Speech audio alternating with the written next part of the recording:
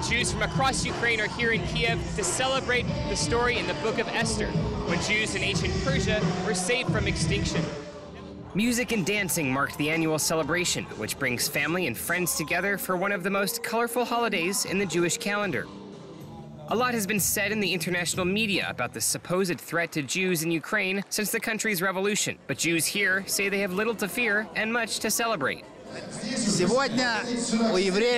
Today, Jews throughout the world, especially in Kiev, are having a big celebration. We have many, many people. It's a great celebration, the holiday of Purim.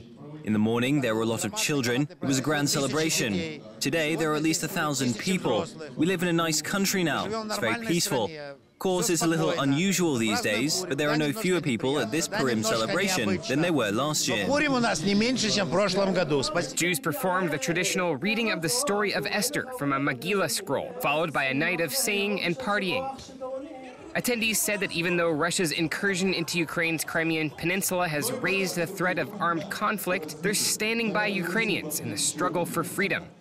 Even if we have war in some regions of Ukraine, we still celebrate because we believe that we fight for freedom. And Purim, it's a very nice holiday, and the main idea of it that people fight for freedom and they fight all together. So today we celebrate and we still believe that some good events will happen in Ukraine. Jewish leaders say this year's Purim is an opportunity to make a prayer for peace across the world, and especially in Eastern Europe. Purim is a special holiday because it's holiday of the miracles.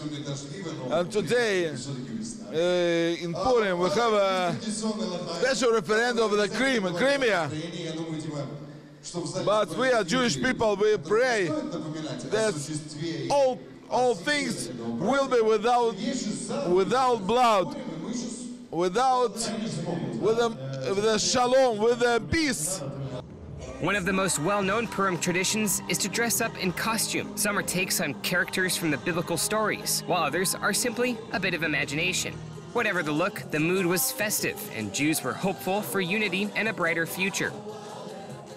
We must believe in our better future, and in such a great holiday, such a great Jewish holiday, we must believe that everything in Ukraine and our community will be great, and Crimea will still our part of our land, and that we will have good and strong relations with Russia despite all this international conflict.